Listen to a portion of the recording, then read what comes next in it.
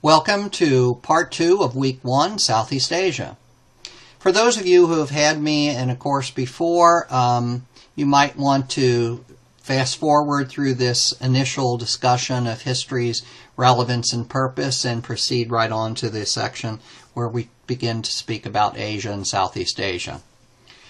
For the rest of you, back in 2004, there was a very popular movie entitled 50 First Dates, starring Drew Barrymore as Lucy and Adam Sandler as Henry. And it turns out that Lucy was the victim of an automobile accident which left her with a certain kind of amnesia where she could not remember the prior day. So every day she woke up and it was if she was, living a whole entire new day without any memories of the prior day. And Adam Sandler falls in love with her, and of course it's an interesting movie because 50 First Dates, of course, the title is significant for a number of reasons. The reason why we mentioned this is, as the historians David Kivig and Myron Marty have so aptly stated, history serves both society and individuals as memory serves the individual alone and has all the same values and flaws. Just as if each and every day of our career, of our existence, our relationship with our families and friends depends upon the memory of what happened before, so too societies and civilization need to operate with a collective memory, that is history, which is namely, as we might define it, the study of change over time and place. I think this is an interesting and exciting definition of history, because so often we think of history as something very stale, something very unchanging, something that might be boring. But when we consider that it is the study of people, of societies, of civilization, the study of change over time and place, we see that it is not something stale, it is not something staid, but it is something that's constantly evolving and being transformed before our very eyes.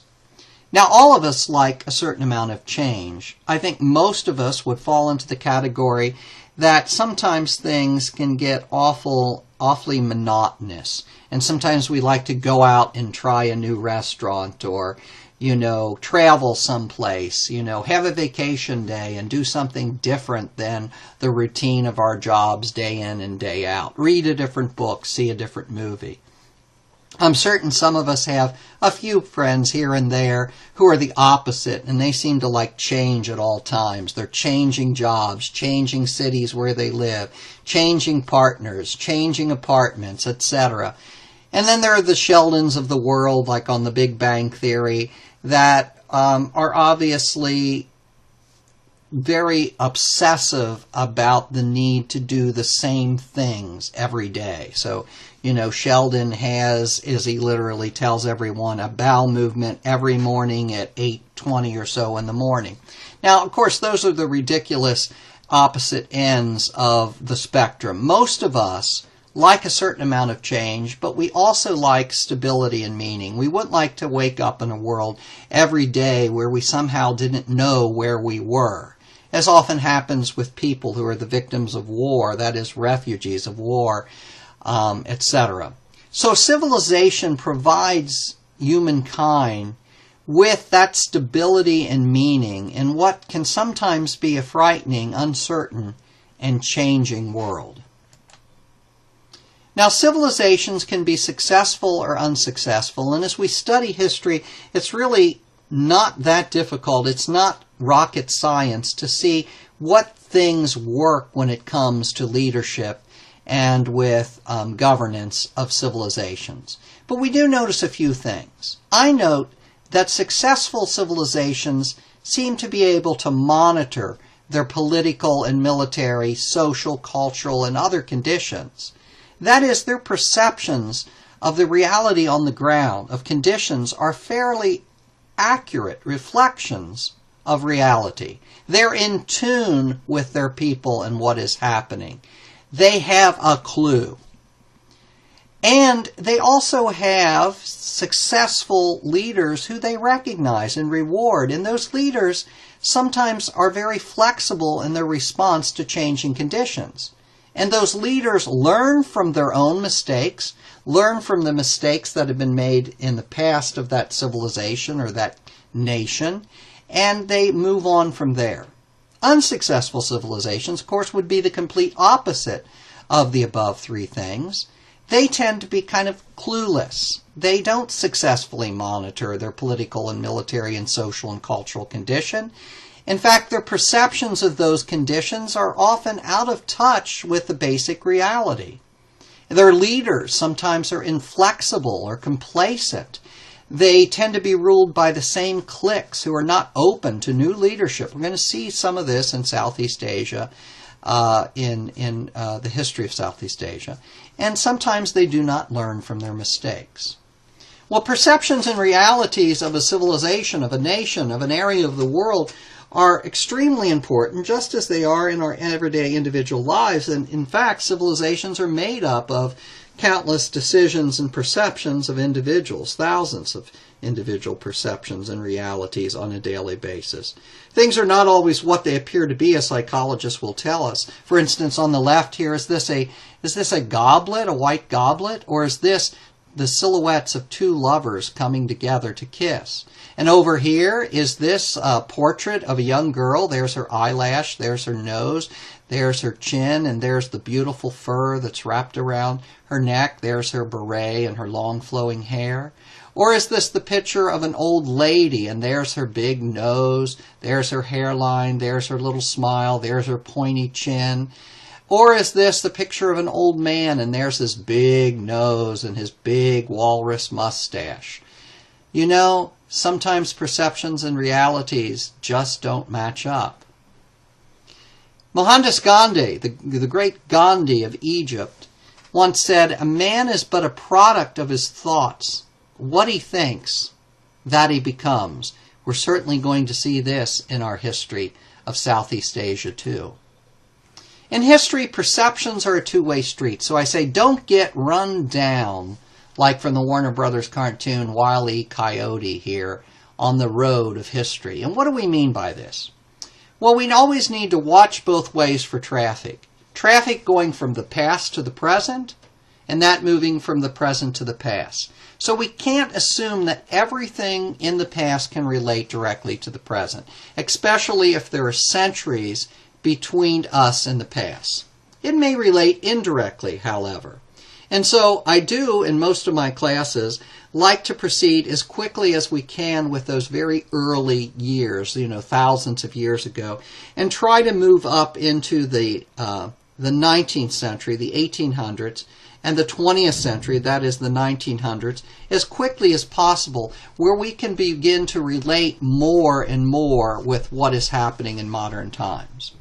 And this also means that we shouldn't try to carry our own mental baggage into the past. For example, you and I think quite differently than, say, Christopher Columbus would in the 1400s about very many different issues. Throughout history, successful leadership has entailed the ability to seek and maintain a balance of power between power brokers. No king or queen or emperor or dictator can really rule for too long without having the support of someone. That someone could be nobility, it could be military leaders, as we'll see in Southeast Asia, it could be religious leaders, it might even be the peasants, it could be a middle class of people. But sooner or later, any government is going to fall if they don't have the support of the necessary components of that culture. So leadership, as we've already said, means very often times flexibility, as our little friends Gumby and Pokey show us here. And leadership, we might say, is different than management. And the great kind of management guru, scholar, author, Peter Drucker, perhaps said it best, that management is doing things right. Leadership is doing the right things. Good leaders learn from their mistakes. So, as I often state, bad leaders seldom learn from their own mistakes and often blame others for their mistakes. Mediocre leaders sometimes learn from their own mistakes. Good leaders learn from their own mistakes as well as from the mistakes of others. These are things to keep in mind as we look at Southeast Asia. Learning from mistakes, as Norman Cousins says, history is a vast early warning system. And although we can remember the past, learn from the past, we don't want to let the past determine the future. As Pope John Paul II said in a visit and left behind in a remark that is now in stone at the entrance of the Peace Museum at Hiroshima, Japan. To remember the past is to commit oneself to the future. Or as the great philosopher George Santayana said, those who cannot remember the past are condemned to repeat it. If history has changed, then civilizations should progress in knowledge and adjustment. As Arnold Toynbee, the great historian of years ago, said, civilization is a movement and not a condition, a voyage and not a harbor. And as our friend Gandhi said, be the change you wish to see in the world. Well, sometimes unsuccessful civilizations, which do seem to be clueless, unaware of the reality on the ground, of what most of the people are facing, they can really kind of implode over time. And implosion is kind of an interesting thing. I was coming back from Japan one time on a flight, and I was on Air Japan, and all of a sudden I looked up and I was watching CNN News, and they were covering the implosion of an old dormitory building at the University of Cincinnati, which it was my alma mater for my master's and doctoral degrees.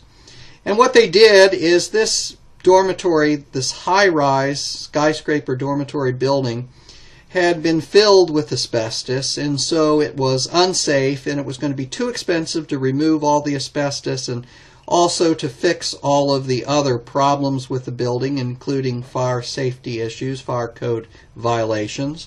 So they determined that they were just going to put dynamite charges in the high-rise building itself and demolish it and build an entirely new structure. So it was one of the largest implosions in the world. That is, they put the dynamite charges in the building, that weakened the building itself, and then the rest of it was brought down by external forces that we call gravity.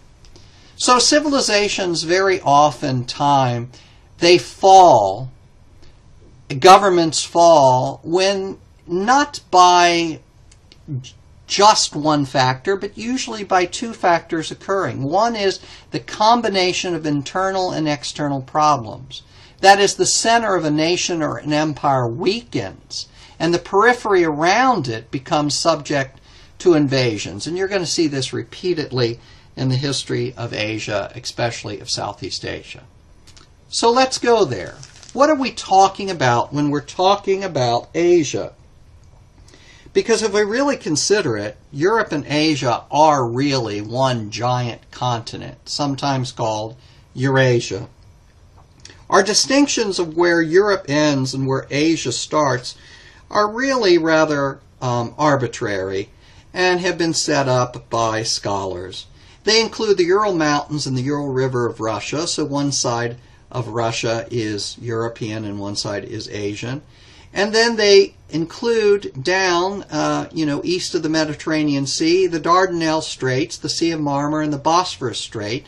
So in other words, Turkey begins what we consider as Asia. So all of the Middle East is considered Asia, and then we continue to go to the east, and we have Afghanistan, Pakistan, India, we get into Southeast Asia, etc.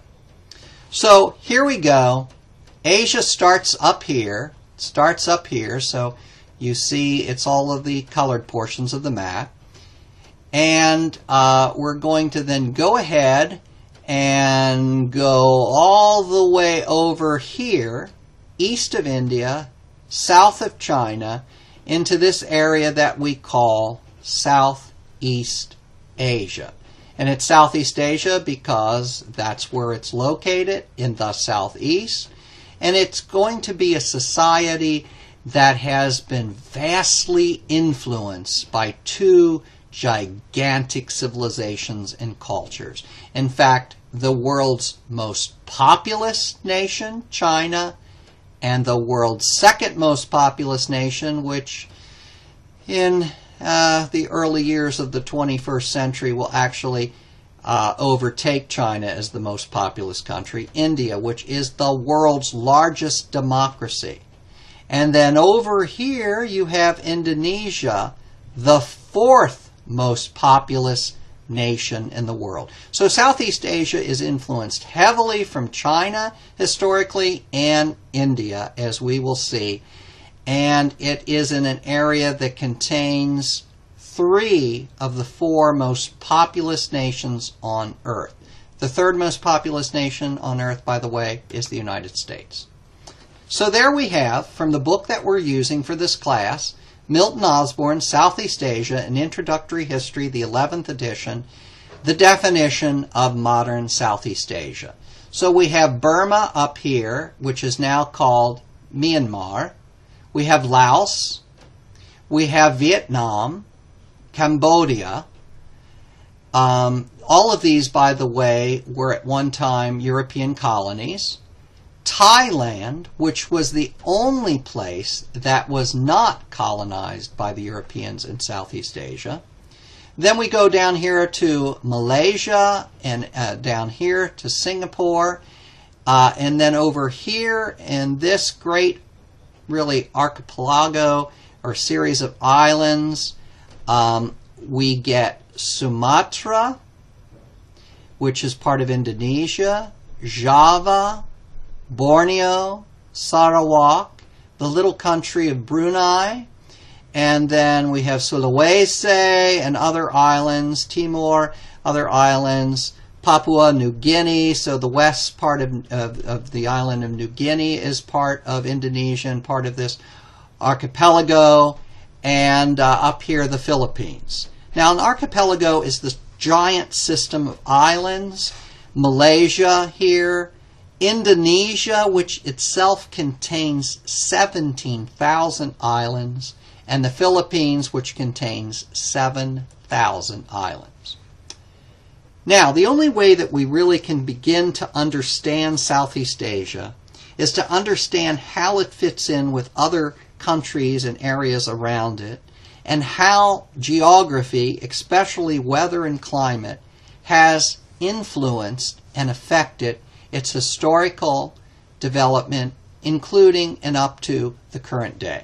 So the first thing we want to do is give you some of Dr. Tenkutty's famous weather commandments. The first of these is, land areas heat up and cool down more rapidly than water. Conversely, water heats up and cools down more slowly than land. Thus, water has a tempering effect on climate. Now, the reason why I want to give you these is I want you to understand this rather than simply not understanding how all of this happens, because it's really interesting how this works. So, when you get hot in the summer, where do you go to cool down besides an air-conditioned place? You go to the beach, right? Or you go to a lake. You go to the river, maybe the Ohio River. You go to a pool. You swim. You water ski. You boat. Because the water is heating up more slowly than the surrounding land. So in the summer, water is cooler than the land around it. Now, second commandment, hot air rises and experiences a drop in atmospheric pressure. Cold air falls and experiences a rise in atmospheric pressure. So, you can remember this easily by just thinking about a hot air balloon. Hot air rises. That's why they call these things hot air balloons.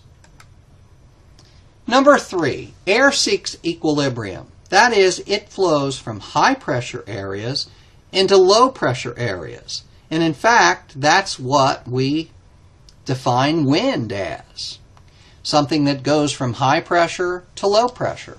So when you look at the weather on television or on your iPhone or, any other device, and you see a high pressure area and a low pressure area, you know that things are going to move from the high pressure area into the low pressure area. And we always describe wind from the direction from which it comes. Now, there's something else that we need to discuss, and that's condensation. That's when air contains water vapor, and when the air is cooled, it loses its ability to retain moisture, reaches its saturation point, and goes from a gas into a liquid. And that's what we call condensation, when something goes from a gas to a liquid. Now we are going to take you to a very, very sophisticated example, educational example, a video clip from Family Guy called Condensation.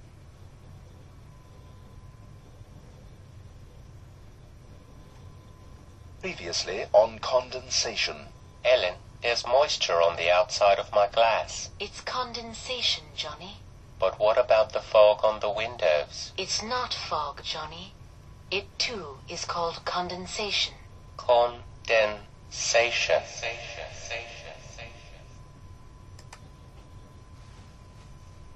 Well, there you have it. Everything you always wanted to know about condensation.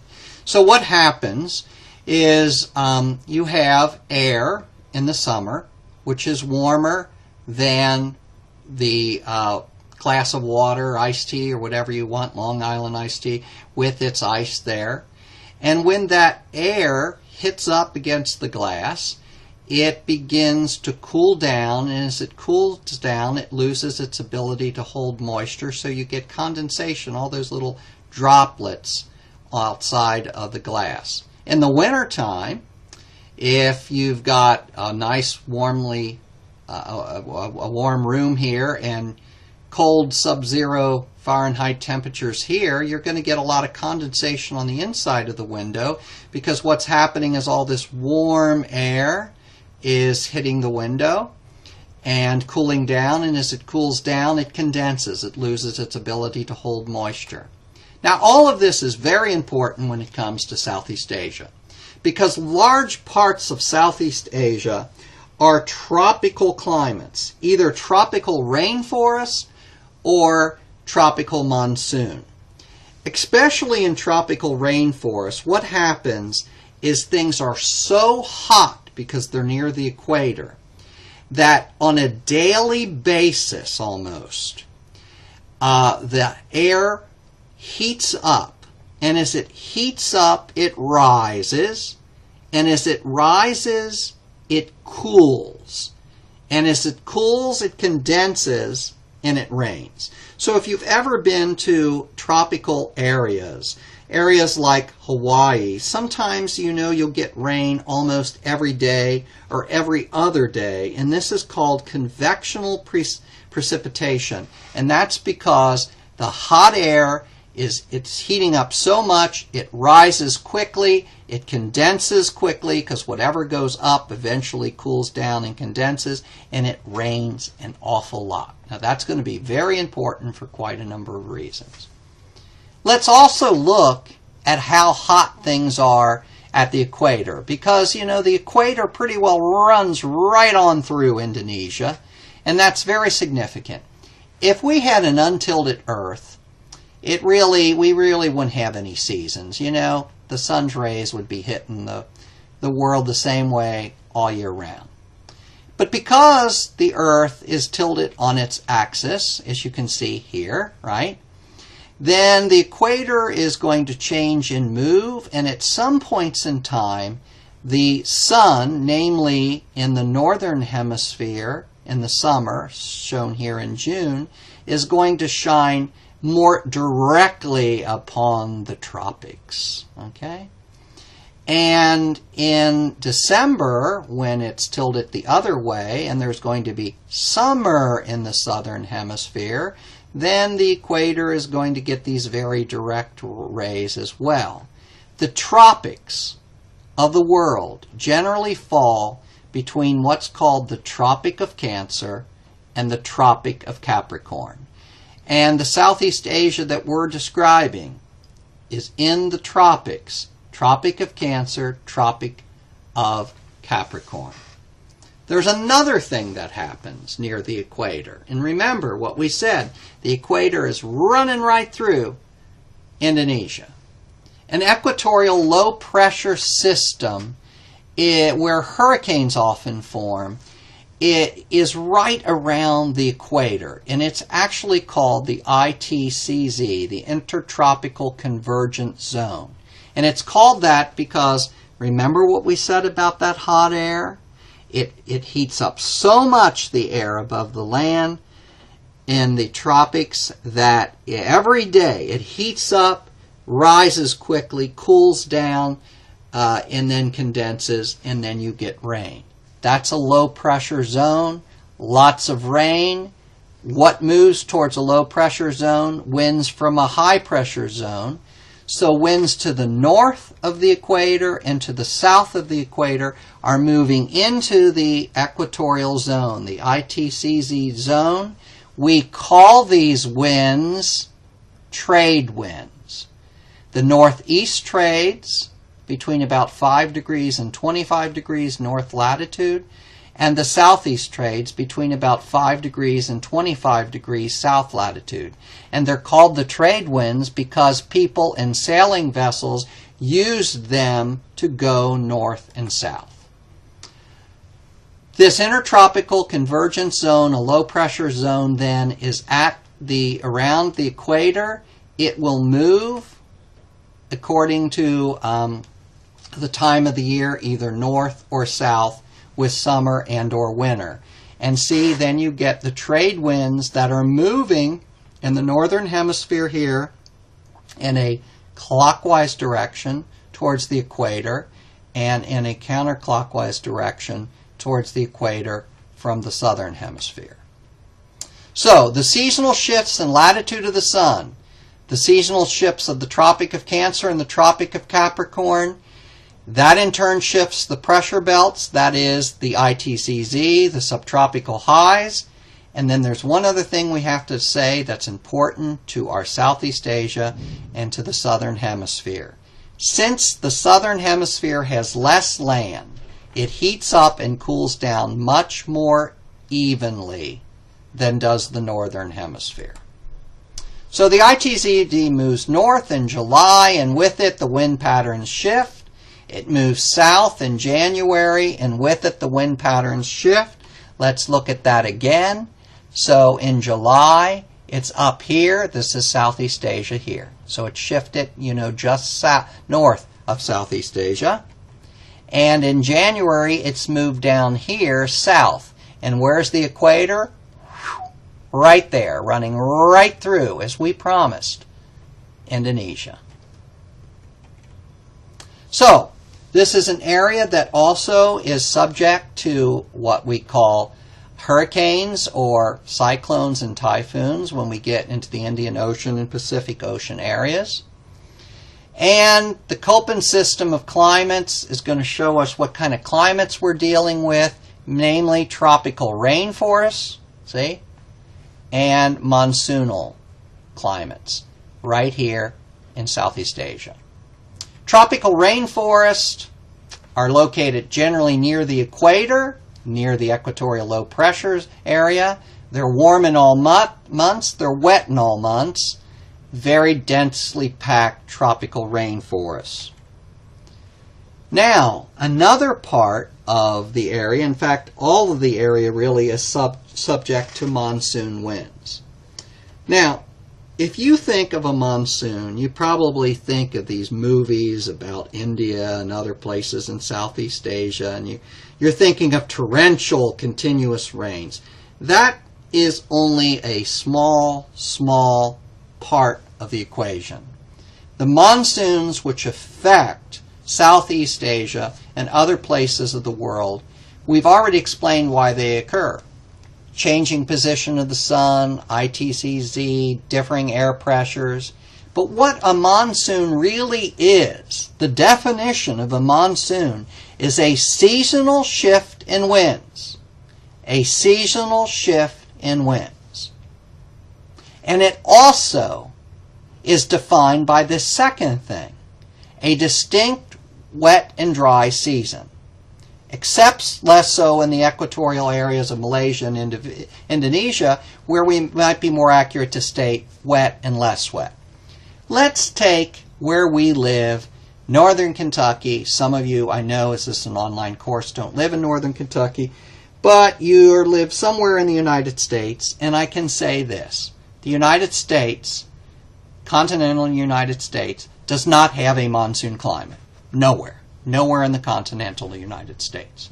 We don't have a seasonal shift in winds. No matter whether you live in California or whether you live in St. Louis or Chicago or Cincinnati or Louisville or Lexington or any of those places, generally the wind comes from one direction year-round. And in this area, it's usually in most of the United States what we call prevailing westerlies. So we do not live in a monsoon climate. So the first thing you need to know is in a monsoon climate, they do have a seasonal shift in winds. At one point in Southeast Asia, the winds come from the north, and at the other part of the year, they come generally from the south. The second thing that you need to understand is a monsoon climate means generally wet and dry seasons. In the Midwest of the United States, we don't really have wet and dry seasons. You might say, Dr. Tenkate, we get more rain in spring, less rain in the summer, and sometimes more precipitation in the winter in the form of rain and snow and sleet and ice and law.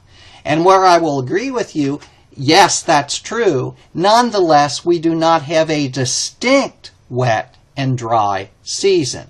We get precipitation generally year-round. Now, in some areas of Southeast Asia, there are distinct wet and dry seasons, as we're going to show you.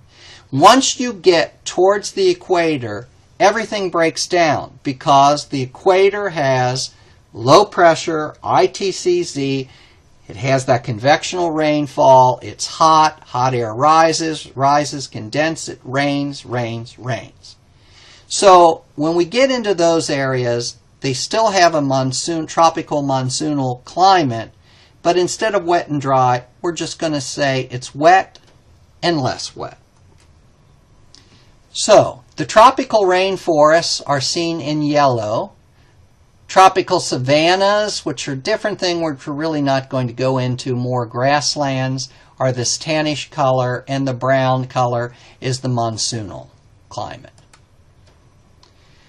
We're going to look at monsoon. Southeast Asia experiences a wet southwest monsoon when this big giant Asian landmass heats up faster than the surrounding Pacific Ocean, and a low pressure system is formed over Central Asia. Moisture-laden winds sweeping in from the Indian Ocean and the Pacific bring rains from May to October. And in some areas, 90 to 99% of the annual rainfall occurs during this time period. 90 to 99% in those June, July, August, September, in those 5.5 months from May through October. So, only 1 to 10% in parts of Southeast Asia of the precipitation occurs during the rest of the year, when the dry northeast monsoon blows. And that is shown down here from about November to April. Now, this is significant for another number of reasons. I'm not torturing you with geography. I want you to understand the monsoons in terms of the bigger pattern of historical, cultural development, why they're important. So, again, let's look at that. Different changes. This one is an even neater map because this shows 0 dry months. Where is the equator? Right here. Tropical rainforests are going to be right there. ITCZ right there. It's going to rain a whole lot, so you have rainfall 12 months a year. 0 dry months. As you get away from that, you have some dry months, 1 to 4. As you get farther away, like here in what we call Indochina, we have 5 to 8 dry months. Okay? And in some of the interior sections, which were affected by mountain ranges, etc., you can even have 9 to 12 dry months. But for the most part, you see that you have plentiful rainfall along the equator in Indonesia, Malaysia, the Philippines. And then when you get a little bit north here, you get the monsoonal patterns of wet monsoons and dry monsoons. Now, the monsoon rains are very important for the production of rice. Asia and Southeast Asia are known for the production of rice, a food which has been, you can grow up to several crops a year in certain places because of the weather, and because of that, Asia, Southeast Asia have been able to support large populations of people. So now we can tie monsoon rains in with the importance of rice production. We can see the forestest in the woodland areas of Indonesia and Indochina up here. Cropland areas, like in the Philippines, sugarcane, rice, coconut, mixed use, intensive cropland, coconut, oil palm, rubber, lots of rubber plantations that used to go through the old Dutch East Indies or the Indonesia, spices, sugarcane, coffee, etc. Spices over here in the Spice Islands, etc. So this gives you an idea of how the weather affects agricultural production. The trade winds that we talked of are important and got their name because they enabled sailing ships to trade. So when you think of Indonesia being composed of 17,000 islands, it's a maritime civilization. It always has been. It's depended upon ships, on sailing vessels. Those sailing vessels depended upon the monsoonal winds. They depended upon the trade winds. They were rich in spices, like cinnamon, cloves, nutmeg, pepper. These were desired all across the world.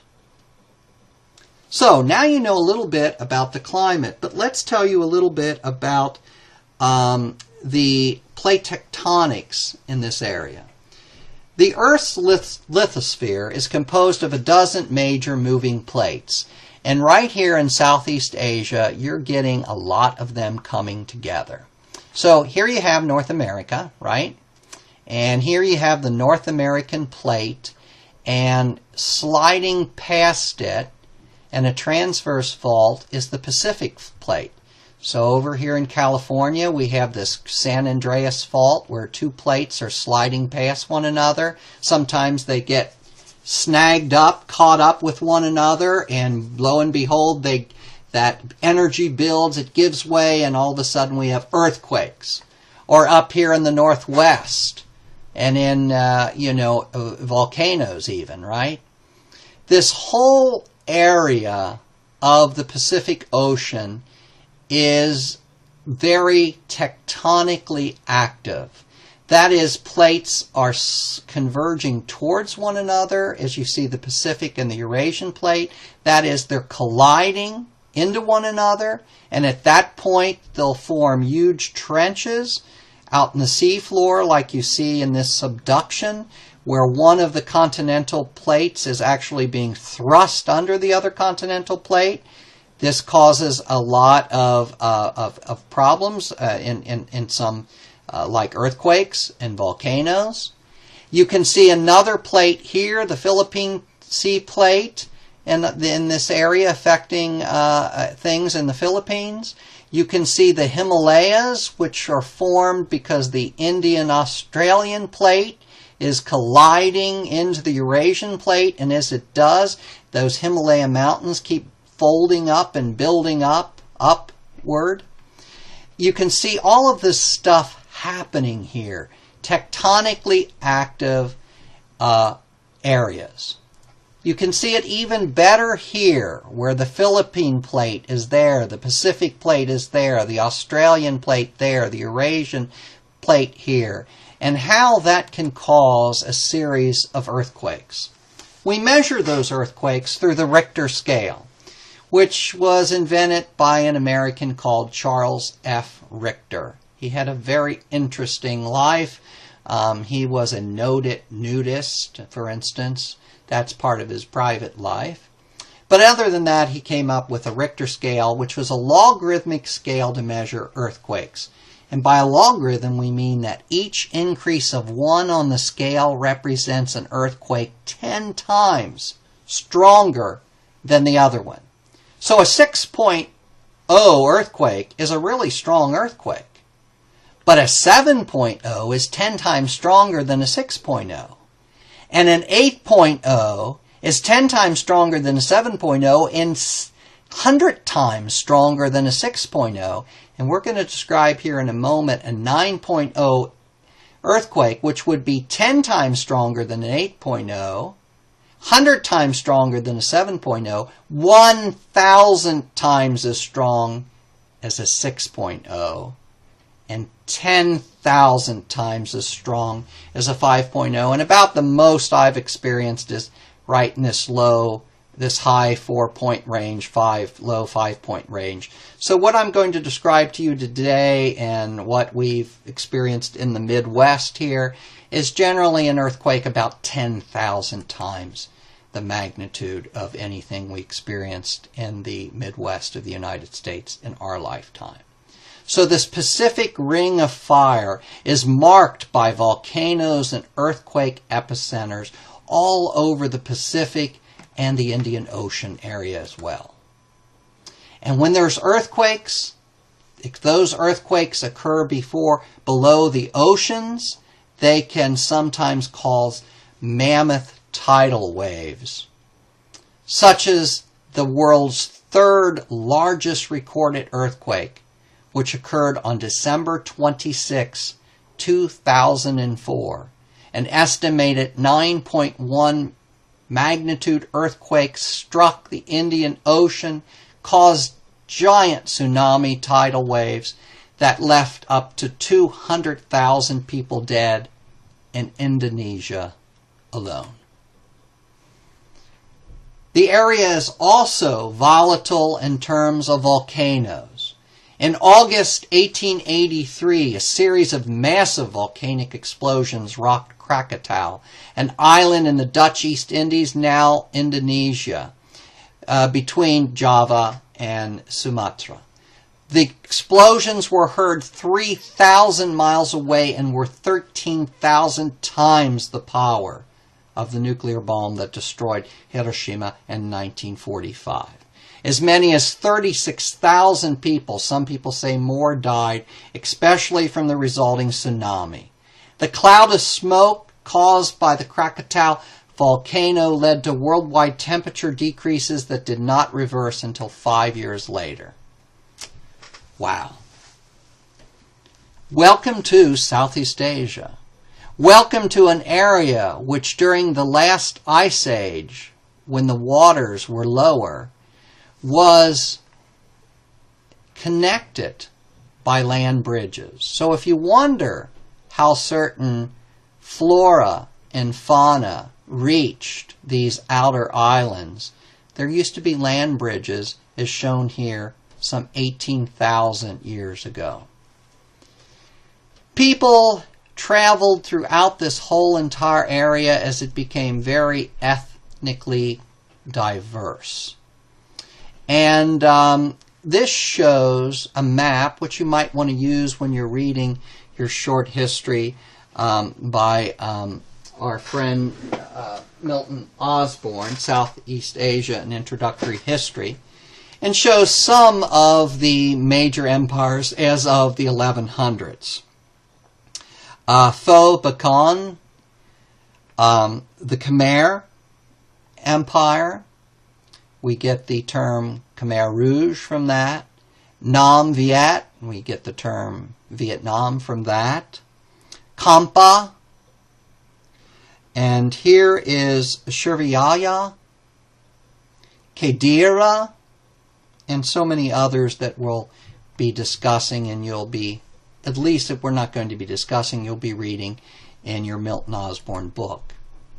And here you see some illustrations of Pho Bacan, of Angkor Wat, which was in the area of what is now Cambodia, and was constructed by the Khmer Empire. So again, you get some wonderful illustrations of things that you'll be reading about. Southeast Asia, then, is a crossroads of peoples and cultures. If there's one thing that you end up taking from this course, it's going to be, I hope, an appreciation of how Southeast Asia is a crossroads between China and Japan. And then you enters in colonial Europeans as well. So you have a bunch of religions reflecting that. Hinduism from India, Buddhism, including both the Theravada and Mahayana forms of Buddhism, also originally from India. Islam, right, from the Middle East. Christianity from Europe. And then the native animistic religions as well. The ethnicity is equally diverse, including pockets of Chinese people as seen here, Tibeto-Burman peoples, Vietnamese peoples, Thai peoples, Indonesian, Papuan peoples, very diverse in terms of languages and cultures and religions. And a lot of Chinese took advantage of the wonderful trading opportunities, the commercial opportunities available in places, and moved all over in major and secondary concentrations in Southeast Asia. And then along, of course, came the Europeans. And you will see here the British would take over India, which is not Southeast Asia, that's South Asia, and that's another course that I teach. Burma, which we now call Myanmar, which was British and was annexed to British India in 1885. French Indochina, which would be Vietnam, Laos, and Cambodia. Then the Spanish had the Philippines, which they lost in the Spanish-American War to the United States in 1898. The British were down here in Malaya, and in Singapore, in Sarawak, and in North Borneo, and in what is British Brunei, which later on became the independent nation of Brunei. Then you have in Sumatra, in Borneo, and the Celebes Islands, in New Guinea, and Java, you have, of course, the Dutch, and they ran this as Dutch West Indies. And then in Timor, you have the Portuguese, which is now independent of itself. So these folks will also leave a legacy, sometimes not so good legacy, for Southeast Asia as well. There's one thing we want to end with, and that is between Malaysia and Indonesia. So right on here is the Strait of Malacca, shown for you in this map from weltatlas.de, worldatlas.de. It's a German site. The Strait of Malacca connects the Pacific Ocean to the Indian Ocean, and I think is a modern-day example of this diversity and the importance of trade. It's 500 miles long, and through it, 1/4 of the world's goods pass every year, including over 15 million barrels of oil per day.